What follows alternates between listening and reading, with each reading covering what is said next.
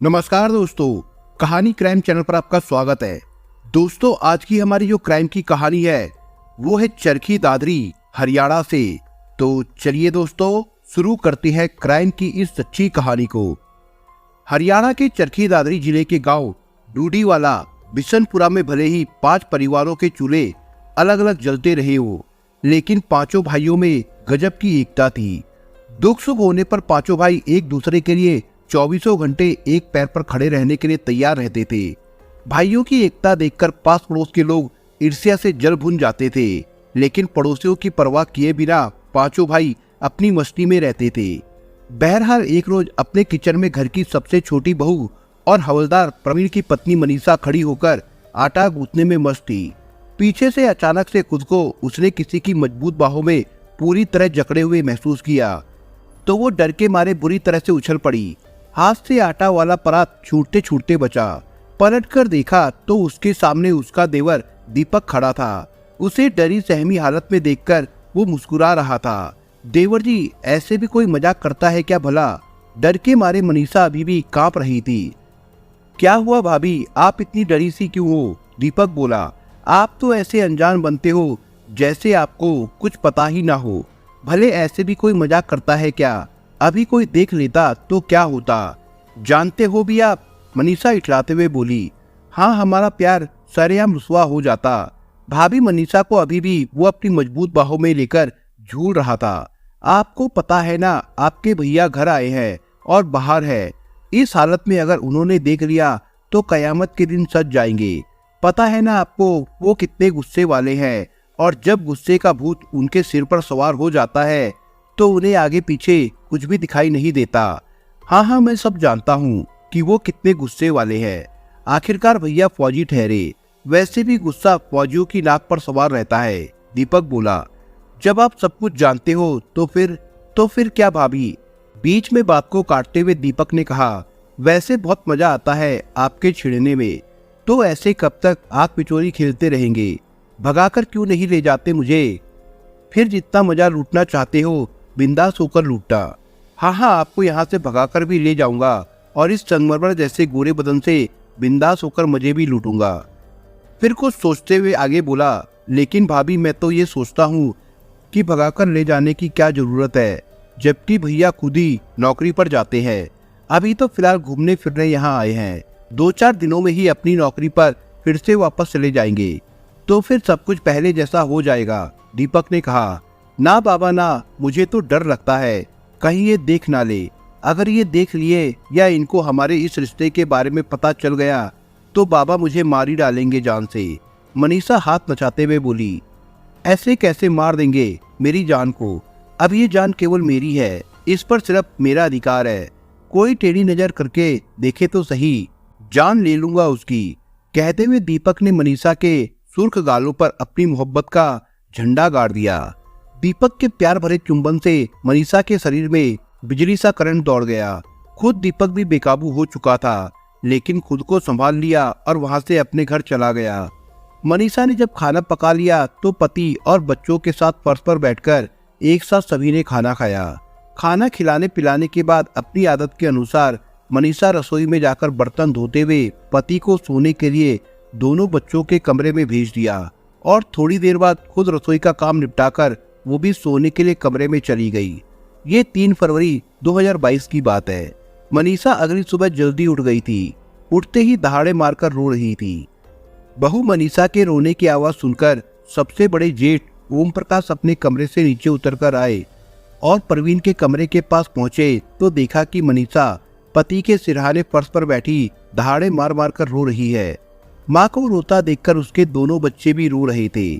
ओम प्रकाश ने मनीषा से रोने की वजह पूछी तो उसने बताया कि रात में इनको हार्ट अटैक आया और अब ये इस दुनिया में नहीं है। मनीषा के मुंह से ये सुनकर उसे ऐसा लगा जैसे उसके पैरों तले जमीन खिसक गई। उसने बेड पर सोए भाई को हिला डुला कर देखा। वाकई उसके शरीर में कोई हरकत नहीं हो रही थी। फिर क्या था? ओम प्रकाश ने अपने और भाइयों को आवाज लगाई और नीचे प्रवीण के कमरे में बुलाया। फिर उसे अस्पताल लेकर गए, जहां डॉक्टरों ने उसे मृत घोषित कर दिया। प्रवीण कुमार भारतीय सेना के 22 सिग्नल रेजिमेंट मेरठ में हवलदार के पद पर तैनात था। उसकी मौत की खबर मिलते ही घर में कोहराम मच गया। पत्नी और बच्चों का रो रो कर हाल बुरा हुआ जा रहा था। ये खबर जब मेरठ रेजिमेंट तक पहुंची तो उसके साथी शौक रह गए। उन्हें यकीन नहीं हो रहा था कि उनका जिंदा दिल एक साथी उन्हें हमेशा हमेशा के लिए छोड़कर इस तरह दुनिया से चला गया है। बहरहाल 4 फरवरी 2022 को बडाड़ा थाने के प्रभारी राम अवतार सिंह ने मृतक प्रवीण के भाई ओम प्रकाश के बयान के आधार पर इत्तफाकिया मौत की कार्रवाई करते हुए डॉक्टरों के बोर्ड द्वारा शव का पोस्टमार्टम करवाया था, लेकिन उसकी पोस्टमार्टम रिपोर्ट आनी थी। उधर रेजिमेंट वालों ने राजकीय सम्मान के साथ प्रवीण को अंतिम विदाई दी। 10 साल के बेटे ने पिता को मुख अग्नि दी तो वहां का माहौल बेहद गमगीन हो गया और सबकी आंखें नम हो गई। खैर, नियति को भला कौन टाल सकता है, जो होना है वो तो होकर ही रहेगा, उसे कोई रोक नहीं सकता। छोटे भाई की मौत का गहरा सदमा सबसे ज्यादा बड़े भाई ओम प्रकाश को लगा था। पता नहीं क्यों उन्हें भाई की मौत संदिग्ध लग रही थी। उन्हें ये बात भी खटक रही थी कि जब उस रात भाई को हार्ट अटैक आया तो बहू ने घर वालों को जगाकर क्यों नहीं बताया। कुछ तो गड़बड़ है जो उनकी आंखों के सामने होते हुए भी उन्हें दिखाई नहीं दे रहा है। वो बात क्या हो सकती है?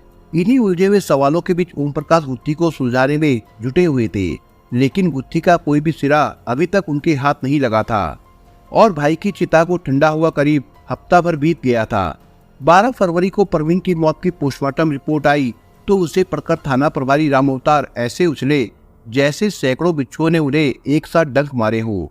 पोस्टमार्टम रिपोर्ट में प्रवीण की मौत दम घुटने से हुई बताया गया था, जबकि उसकी पत्नी मनीषा हार्ट अटैक से पति की मौत होना बता रही थी। दोनों बातों में काफी अंतर था। यही नहीं, जब थाना प्रभारी राम अवतार सिंह ने ओम प्रकाश को थाने बुलवाकर उन्हें पोस्टमार्टम रिपोर्ट की सच्चाई बताई तो वो भी चौंक उठे। पोस्टमार्टम रिपोर्ट पढ़ने के बाद ओम प्रकाश का शक यकीन में बदल गया। उन्हें बहू मनीषा पर शक हो गया कि भाई की मौत के पीछे जरूर उसी का हाथ होगा, लेकिन पोस्टमार्टम रिपोर्ट की सच्चाई ओम प्रकाश ने किसी के सामने जाहिर नहीं होने दी थी और न ही इंस्पेक्टर राम अवतार ने, जबकि वो केस की जानकारी वरिष्ठ अधिकारियों को देते रहते थे, उन्हीं से गाइडेंस भी लेते रहते थे। उन्होंने अज्ञात के खिलाफ हत्या का मुकदमा दर्ज कर लिया। अधिकारियों के निर्देश पर सेना के हवलदार प्रवीण के कातिलों को रंगे हाथ पकड़ने की योजना उन्होंने बनाई थी। योजना के मुताबिक टारगेट पर उन्होंने मृतक की पत्नी मनीषा को ले रखा था। शक के दायरे में मनीषा तो पहले से ही आ चुकी थी, लेकिन पुलिस के पास उसके खिलाफ कोई ठोस सबूत नहीं था, इसलिए उसकी गिरफ्तारी नहीं हो पा रही थी। मनीषा के खिलाफ सबूत इकट्ठा करने के लिए पुलिस ने उसके मोबाइल फोन नंबर को सर्विलांस पर लगा दिया। यही एक आधार बचा था मनीषा की नाक में नकेल कसने के लिए। 18 फरवरी 2022 को पुलिस को बड़ी सफलता हाथ लगी। दीपक ने मनीषा को उसके नंबर पर फोन करके अपने प्यार का इजहार किया और मनीषा ने भी प्रेमी को विश किया था। बस यही चूक पुलिस की कामयाबी की सीढ़ी बनी। इसी आधार पर पुलिस ने 18 फरवरी को मनीषा और उसके प्रेमी दीपक को उनके घर से गिरफ्तार कर लिया और थाने ले आई। थाने में दोनों से अलग अलग तरीके से कड़ाई से पूछताछ की गई, जहां पुलिस के सामने दोनों ही टूट गए और अपना गुनाह कबूल कर लिया। घटना से पर्दा उठाती हुई मनीषा ने बताया, साहब उसे मैं नहीं मारती तो वो हम दोनों को मार देता। पति को हमारे प्यार के बारे में पता चल चुका था। उसने साफ कह दिया था कि अब उसे हमारी जरूरत नहीं है। तुमने समाज बिरादरी में हमारी इज्जत उछाल दी है, इसलिए मैं तुम्हें छोड़ रहा हूँ। पति की धमकी से मैं बुरी तरह डर गई, इसलिए योजना बनाकर मैंने उसे हमेशा के लिए रास्ते से हटा दिया। बहरहाल हवलदार प्रवीण कुमार हत्याकांड की कहानी पुलिस पूछताछ में कुछ इस तरह से सामने आई। 35 साल का प्रवीण कुमार हरियाणा के चरखी दादरी जिले के बड़ाहा थाना क्षेत्र के गांव रूडीवाला किशनपुरा का मूल निवासी था। वो मेरठ में भारतीय सेना में हवलदार था। उसका अपना भरा पूरा परिवार था। अपने परिवार से वो बेहद प्यार करता था। परिवार में 12 साल की एक बेटी और 10 साल का एक बेटा था। वैसे मनीषा और प्रवीण की शादी करीब 15 साल पहले हुई थी। मनीषा बहुत सुंदर थी, गोरी चिट्टी छरहरे बदन की, करीब 5.5 फीट लंबी, लंबे काले बाल, झील से गहरी आंखें। ऐसी सुंदर पत्नी पाकर प्रवीण बेहद खुश था। यही नहीं, मनीषा को भी पति पर नाज था कि वो देश की सरहद की रक्षा करने वाले जवान की पत्नी है। बहरहाल समय का पहिया अपनी गति से घूमता रहा। इसी दौरान मनीषा 2 बच्चों की मां बन गई। प्रवीण का पारिवारिक जीवन बेहद सुखमय बीत रहा था। कब सफल जीवन के 15 साल यूं ही बीत गए ना तो परवीन को पता चला और ना ही मनीषा को।